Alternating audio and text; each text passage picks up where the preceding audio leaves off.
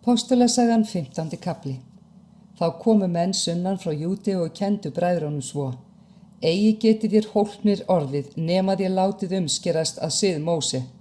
Varð mikil misklíf og þræta milli þeirra og Páls og Barnabasar, og réðu menn af að Páll og Barnabas og nokkrir þeirra aðrir færu á fund postulana og öldungana upp til Jerúsalem vegna þess ágreinings.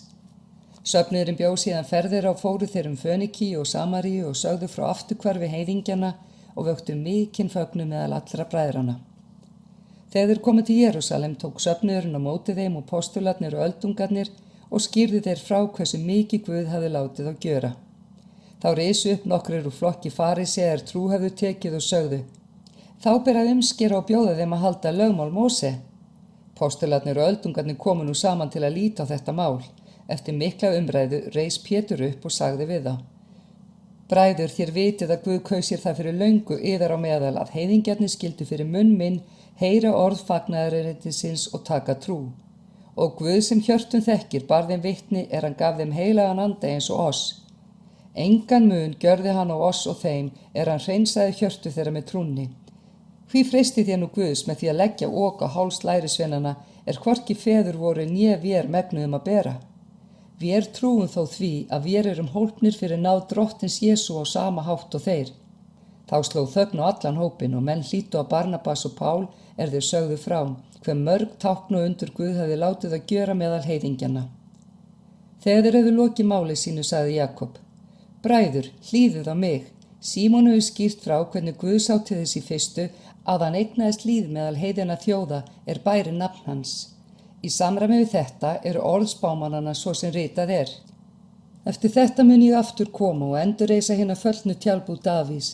Ég mun reisa hana á rústum og gera hana upp aftur, svo að mennirnir sem eftir eru leiti drottins. Allir heiðingjarnir sem nafn mitt hefur verið nefnt yfir, segir drottin, sem gjörir þetta kunnugt frá eilífð. Ég lít því svo á að eigi skuli íþyngja heiðingjum þeim snúa sér til Guðs, heldur rita þeim að þeir haldi sér frá öllu sem flekkað af skurgoðum, frá saurlifnaði, frá kjöti af köpnuðum dýrum og frá blóði. Frá fornu fari hafa menn predikað Móse í öllum borgum, hann lesin upp í samkundunum hvern hvíldardag. Postularnir og öldungarnir ásamt öllum söfnuðunum samþykktu þá að kjósa menn úr sínum hópi og senda með Páli og Barnabasi til Antíókíu. Þá Júdas kallað var Barsabas og Sílas, forystumenn meðal bræðranna. Þeir rituðu með þeim. Postularnir og öldungarnir, bræður yðar, senda bræðrunum í Antíókíu, Sýrlandi og Kilikíu áður voru heiðinir kveðju sína.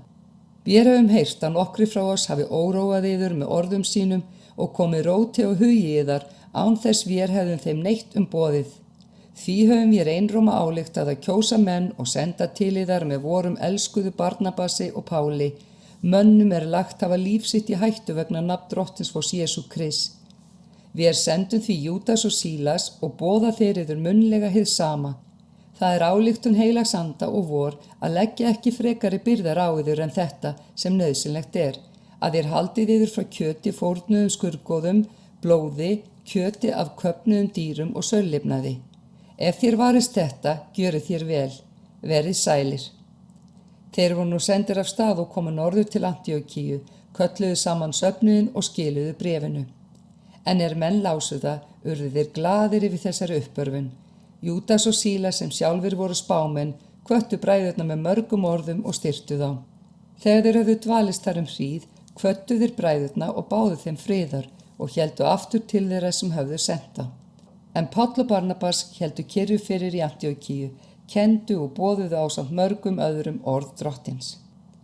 Eftir nokkra daga sagði Páll við Barnabas: Förum nú aftur og vitjum bræðrana í hverri borg þar sem vér höfum boðað orð drottins og sjáum hvað þeim líður. Barnabas vildi þá líka taka með Jóhannes kallaður var Markús. En Páll þótti eigi rétt að taka með þann mann skilið hafði við þá í Pamfílíu og ekki gengið að verki með þeim. Var þeim mjög sundur orða og skildi þar með þeim. Tók Barnabas Markús með sér og sigldi til Kýpur. En Páll kaus sér Sílas og fór af stað og fólu bræðurnir hans náð drottins. Fór hann Sýrland og Kilikíu og styrkti söfnuðina. Postulasagan 16. kapli. Hann kom til Derbe og Lýstru. Þar var lærisveinn nokkur Tímóteus að nafni, sonur trúarar konu af gyðingaætt, en faðir hans var grískur. Bræðurnir í Lýstru og Íkoníum báru honum gott orð. Páll vildi hafa hann með sér og umskar hann sökum gyðinga voru í þeim byggðum, því að allir vissu þeir að faðir hans var grískur. Þeir fóru nú borgirnar og fluttu mönnum þær ályktanir sem postularnir og öldungarnir í Jerúsalem hefðu samþykkt og buðu að varðveita þær. En söfnuðirnir styrktust í trúnni og urðu fjölmennari dag frá degi. Þeir fóru Frígíu og Galatland, því að heilagur andi varnaði þeim að boða orðið í Asíu. Og sem þeir voru komnir að Mísíu, reyndu þeir að fara til Bíþiníu, en andi Jesú leyfði það eigi. Þeir fóru þá Mísíu og komu niður til Tróas. Nóttina birtist Páli sýn. Maður nokkur, makedónskur, stóð hjá honum og bað hann: Kom yfir til Makedóníu og hjálpa oss. En jafnskjótt hann hafði séð þessa sýn, leituðum vér færis að koma til Makedóníu, þar sem við skildum að Guð hafði kallað oss til þess að flytja þeim fagnaðarerindið. Nú lögðum við út frá Tróas og sigldum beint til Samóþraki, en næsta dag til Neapolis og þaðan til Filippi. Hún helsta borg í þessum hluta Makedóníu, rómversk nýlenda. Í þeirri borg dvöldust við nokkra daga. Hvíldardaginn gengum við út fyrir hliðið að á einni, en þar hugðum við vera bænastað. Settumst við niður og töluðum við konurnar sem voru þar saman komnar. Konan okkur guðrækin úr Þýatíríuborg, Lýdía að nafni, verslaði með purpura, hlýddi á. Opnaði drottin hjarta hennar og hún tók við því sem Páll sagði. Hún var skírð og heimili hennar og hún bað oss: Gangið inn í hús mitt og dveljist þar, fyrst þér teljið með trú á drottin. Þessi fylgdu hún fast fram. Eitt sinn ég gengum til bænastaðarins, mættu oss ambátt nokkur sem hafði spásagnaranda og aflaði húsbændum sínum mikils gróða með því að spá. Hún elti Pál og oss og hrópaði: Menn þessir eru þjónar Guðsins hæsta og boða þeir yður veg til hjálpræðis. Þetta gjörði hún dögum saman. Páli féll illa. Loksins sneri hann sér við og sagði við andan: Ég býð þér í nafni Jesú Krists að fara út af henni. Og hann fór út á samri stundu. Nú sem húsbændur hennar sáu að þar fór ábóta von þeirra, gripu þeir Pál og Sílas og drógu þá á torgi fyrir valdsmennina. Þeir færðu þá til höfuðsmannanna og sögðu: Menn þessir gjöra mestu óspektir í borgvori. Þeir eru gyðingar og boða siði sem oss rómverskum mönnum leyfist hvorki að þýðast né fylgja. Múgurinn réðst og gegn þeim og höfuðsmenninni létu fletta þá klæðum og skipuð að hústryggja þá. Og þeir höfðu lostið þá mörg högg, vörpuðu þeim í fangelsi og buðu fangaverðunum að gæta þeirra vandlega. Þegar hann hafði fengið slíka skipun, varpaði hann þeim í innsta fangelsið og felldi stokk á fætur þeim. Miðnætti báðust þeir Páll og Sílas fyrir og lofsungu Guði, en bandingjarnir hlustuðu á þá. Þá var skyndilega landskjálfti mikill svo að grunnur fangelsisins riðaði. Jafnskjótt opnuðust allar dyr og fjötrarnir féllu af öllum. Fangavörðurinn vaknaði við og hann sá fangelsisdyrnar opnar, dró hann sverð sitt og vildi fyrirfara sér, þar hann hugði fangana flúna. Þá kallaði Páll hárri röstu: Gjör þú sjálfum þér ekkert mein, vér erum hér allir. En hann bað ljós, stökk inn og féll óttasleginn til fóta Páli og Sílasi. Síðan leiddi hann þá út og sagði: Herra mínir, hvað á ég að gjöra til að verða hólpinn? En þeir sögðu: Trú þú á drottin Jesús, og þú munt verða hólpinn og heimilið þitt. Og þeir fluttu honum orð drottins og öllum á heimil hans. Á þessari sömu næturstund tók hann þá með sér og laugaði meiðsli þeirra eftir höggin, og var hann þegar skírður og allt hans fólk. Síðan fór hann með þá upp til húss síns, bar þeim mat og var hann og allt heimafólkið hans fagnandi yfir því að hafa tekið trú á Guð. Þegar dagur rann, sendu höfuðsmennirnir vandsveina og sögðu: Lát þú menn þessa lausa. Fangavörðurinn flutti Páli þessi orð: Höfuðsmennirnir hafa sent boðum að þið skuli látnir lausir, gangið nú út og farið í friði. En Páll sagði við þá: Þeir hafa opinberlega látið hústryggja okkur, rómverska menn, án dóms og laga og varpa í fangelsi, og nú ætla þeir leynilega að hleypa okkur út, ég held nú síður, þeir skulu koma sjálfir og leiða okkur út. Vandsveinarnir fluttu höfuðsmönnunum þessi orð, en þeir eru hræddir þeir heyrðu að þeir væru rómverskir, og komu og friðmældust við þá, leiddu þá út og báðu þá að fara burt úr borginni. Þegar þeir voru komnir út úr fangelsinu, fóru þeir heim til Lýdíu og fundu bræðurnar og hughreystu þá. Síðan héldu þeir af stað. Póstulasagan 17. kafli. Þeir fóru nú Amfipólis og Apolloníu og komu til Þessalóníku. Þar áttu gyðingar samkundu. Eftir venju sinni gekk Páll inn til þeirra og 3 hvíldadaga ræddi hann við þá og lagði út af ritningunni. Lauk þeim upp fyrir þeim og setti þeim fyrir sjónir að Kristur átti að líða og rísa upp frá dauðum. Hann sagði: Jesús sem ég boða ykkur, hann er Kristur. Nokkrir þeirra létu sannfærast og gengu til fylgis við Pál og Sílas, auk þess mikill fjöldi guðrækinna Grikkja og mikilsháttar konur eigi allfáar. En gyðingar fylltust afbrýði og fengu með sér götuskríl, æstu til uppþótta og hleyptu borgin í uppnám. Þustu þeirra húsi Jasonar og vildu færa þá fyrir líðin. En þegar þeir fundu þá ekki, dróðu þeir Jason og nokkra bræður fyrir borgarstjórana og hrópuðu: Mennirnir sem komið hafa allir heimsbyggðin í uppnám, þeir eru nú komnir hingað og Jason hefur tekið á móti þeim. Allir þessir menn breyta gegn boðum keisarans því þeir segja að annar sé konungur og það sé Jesú. Og þeir vöktu óhug með fólkinu og einni borgarstjórunum með þessum orðum: Slepptu þeir ekki þeim Jasoni fyrir en þeir höfðu látið þá setja tryggingu. En bræðurnir sendu þá Pál og Sílas þegar nóttina til Beróju. Þegar þeir komu þangað gengu þeir inn í samkunduhús gyðinga. Þeir voru veglindari þar en í Þessalóníku. Þeir tóku við orðinu með allri góðfissi og rannsökuðu daglega ritningarnar, hvort þessu væri þannig farið. Margir þeirra tóku trú og einnig Grikkir ekki allfáir, tignar konur og karlar. En gyðingar í Þessalóníku fréttu að Páll hefði einnig boðað orð Guðs í Beróju, komu þeir og hleyptu líka ólgu og æsingu í múginn þar. Þá sendu bræðurnir jafnskjótt með Páli af stað til sjávar, en Sílas og Tímóteus urðu eftir. Leiðsögumenn Páls fylgdu honum allt til Aþenu og snéru aftur með boð til Sílasar og Tímóteusar að koma hið bráðasta til hans. Meðan Páll beið þeirra í Aþenu var honum mikil skaprun að sjá að borgin var full af skurðgoðum. Hann ræddi þá í samkundinu við gyðinga og guðrækna menn og hver dag á torginu við þá sem urðu á vegi hans. En nokkrir heimspekingar, epikúringar og stóumenn áttu í orðakasti við hann, sögðu sumir: Hvað mun skraffinu sá hafa að flytja? Aðrir sögðu: Hann virðist boða ókennda guði, því að hann flutti fagnaðarerindið Jesú og upprisuna. Og þeir tóku hann og fóru með hann á Arísarhæð og sögðu: Getum mér fengið að vita hver þessi nýja kenning sem þú ferð með? Því að eitthvað nýstárlegt flytur þú oss til eyrna og oss fýsir að vita hvað það er. En allir aðþynningar og aðkomumenn þar gáfu sér ekki tóm til annars fremur en að segja eða heyra einhver nýmæli.